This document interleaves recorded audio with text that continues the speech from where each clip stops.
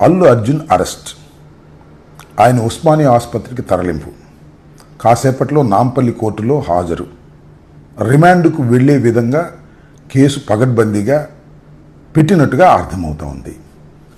ఏమిటి అన్యాయం నాకు అర్థం కాలే. అల్లు అర్జున్ అంతర్జాతీయ ఖ్యాతిని గడించినటువంటి వ్యక్తి.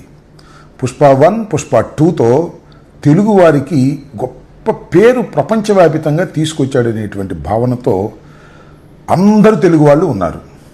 జరిగిన తప్పేంటి? సంధ్యా థియేటర్లో ఆ రోజు సినిమా చూడటానికి ఎప్పటిలాగానే, అంటే తన సినిమా రిలీజ్ అయినప్పుడు కుటుంబంతో సంధ్యా థియేటర్కి వెళ్ళే ఆనవాయితీ ఉన్నటువంటి హీరో అల్లు అర్జున్ ఆ రోజు సినిమాకి వెళ్ళాడు. దురదృష్టవశాత్తు తొక్కిసలాట్లో చనిపోయారు. నిజంగా దానికి అల్లు అర్జున్ బాధ్యత వహించాలా? ప్రభుత్వం బాధ్యత వహించాలా? సెక్యూరిటీ కల్పించలేనందుకు ఎవరు బాధ్యత వహించాలి?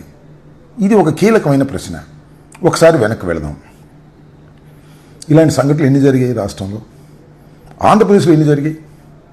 చంద్రబాబు నాయుడు గారి ఎన్నికలకు ముందు సభలు పెట్టిన చోట తొక్కిసలాట్లో చనిపోయారు. గుంటూరులో సంక్రాంతికి సంబంధించి సంక్రాంతి కానుక అని ఉయ్యూరు శ్రీనివాస్ అనే ఆయన ఒక ట్రస్ట్ పెట్టి అందరికీ చీరలు ఇస్తామని ప్రకటించారు. కొన్ని వేల మంది చీరలు తీసుకోవడానికి వచ్చారు. చంద్రబాబు నాయుడు గారు 2 చీరలు పంచి వెళ్ళిపోయాడు. తర్వాత తొక్కిసలాట్లో 3-4 చనిపోయారు. అలాగే దానిపై నెల్లూరు దగ్గర కూడా ఇలాగే ఒక చోట చనిపోయారు. అక్కడ దాకా ఎందుకు? పుష్కరాల్లో చంద్రబాబు నాయుడు గారు ముఖ్యమంత్రిగా ఉన్నప్పుడు 2015 పుష్కరాల్లో, గోదావరి పుష్కరాల్లో సుమారుగా 29 మంది పైచిలకు చనిపోయారు. ఎవరు దీనికి బాధ్యులు? చంద్రబాబు నాయుడు గారు వహించాలా? లేదు. ఘరానా మొగుడు సినిమా సూపర్ హిట్ అయింది. ఆ శతదినోత్సవానికి అనుకుంటా సాక్షాత్తు చిరంజీవి గారు గుంటూరు వచ్చారు, బ్రహ్మానందరెడ్డి స్టేడియంలో. అప్పుడు తొక్కిసలాట గురై చనిపోయారు. దానికి ఎవరు బాధ్యత వహించాలి? ఎప్పుడైనా ఒక విఐపి కానీ, ఒక ప్రఖ్యాతి చెందినటువంటి వ్యక్తి కానీ వస్తున్నప్పుడు సెక్యూరిటీ కల్పించవలసినటువంటి బాధ్యత ఆ ప్రభుత్వాల మీద ఉంటుంది. అంతే తప్ప అతని మీద ఉండదే. నాకు ఆశ్చర్యం ఇదంతా కూడా. పుష్ప హీరోని ఇవాళ అరెస్ట్ చేసి టీవీలన్నీ అదే వార్తలు. ఎందుకు అరెస్ట్ చేశారు? అసలు ఎందుకు అరెస్ట్ చేశారు? ఇవి చాలా లోతైన ప్రశ్నలు. ఎందుకంటే ఇవాళ రైతులకు సంబంధించినటువంటి ఉద్యమాన్ని మొత్తం టోటల్గా మా అన్ని జిల్లాల్లోనూ, ఆంధ్రప్రదేశ్లో ఉన్న జిల్లాల్లోనూ అన్నిటి చోట ఉద్యమాలు జరుగుతూ ఉంటే దాన్ని డైవర్ట్ చేయడం కోసం చంద్రబాబు నాయుడు గారు చెప్తే ఆ ప్రభుత్వం అరెస్ట్ చేసిందా అనేటువంటి ఒక ఆలోచన ఉంది పొలిటికల్గా.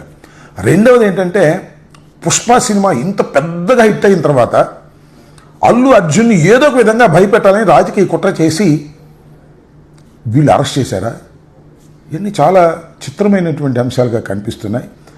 అల్లు అర్జున్ సినిమా అద్భుతమైన విజయాన్ని సాధించిన తరువాత ఆయన్ని తెలంగాణ ప్రభుత్వం ఇష్యూస్ని డైవర్ట్ చేయడం కోసం, ఆయన మీద కక్ష తీర్చుకోవడం కోసం ఒక కుట్రపూరితంగా వ్యవహరిస్తుంది అనేది నాకున్నటువంటి అవగాహన మేరకు చెబుతున్నా. ఇది దుర్మార్గం అని కూడా ఈ సందర్భంగా నేను చెప్పదలుచుకున్నా. ఇలాంటి దుర్మార్గాలకు ప్రభుత్వం ఒడిగెడితే ప్రజాస్వామ్యం బతకదు, గుర్తుపెట్టుకోమని మనవి చేస్తున్నా. సరే, ఓకే, అరెస్ట్ చేశారు, రిమాండ్ రాకుండా జైల్లో పెడతారు, ఏం సాధిస్తారంటున్నా నేను. అల్లు అర్జున్ మీద మీకు అంత కోపం, అంత కక్ష ఉండవలసిన అవసరం లేదు. ఏ ప్రభుత్వానికైనా చట్ట ప్రకారం చేయాల్సింది చేయండి. కానీ ఇది కావాలని ఒక కుట్రపూరితంగా జరుగుతుంది. దీని వెనుకాల ఎవరి హస్తాలు ఉన్నాయో సులువుగా అన్నీ బయటకు వస్తాయని కూడా ఈ సందర్భంగా చెబుతూ, అల్లు అర్జున్కి భగవంతుడు ధైర్యాన్ని ఇవ్వాలని, ఖచ్చితంగా ఇలాంటి కుట్రపూరితమైన విషయాలను తట్టుకునేటువంటి శక్తి అతనికి భగవంతుడు ఇవ్వాలని మరొకసారి కోరుకుంటూ